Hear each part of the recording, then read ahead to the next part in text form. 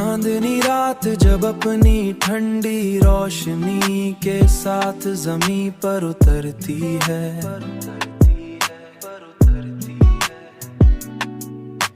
और सितारे खामोशी से आसमां को सजाते हैं, तो दिल के अंदर एक अजीब सी बेकरारी जाग उठती है।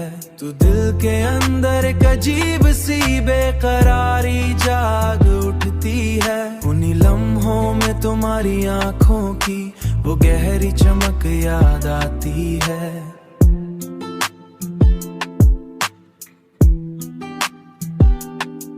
जो कभी मेरी दुनिया की सबसे बड़ी रोशनी हुआ करती थी।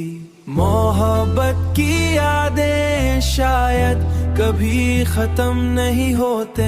मोहब्बत की यादें शायद कभी खत्म नहीं होते, बल्कि वक्त के साथ और भी गहरी हो जाती है।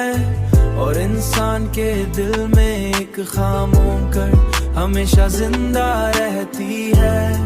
खामोश दास्तां जिंदा रहती है।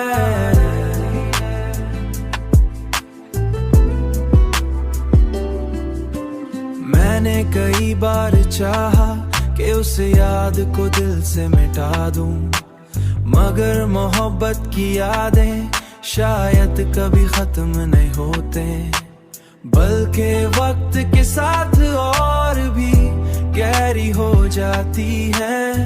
और इंसान के दिल में एक खामोश कर हमेशा जिंदा रहती है।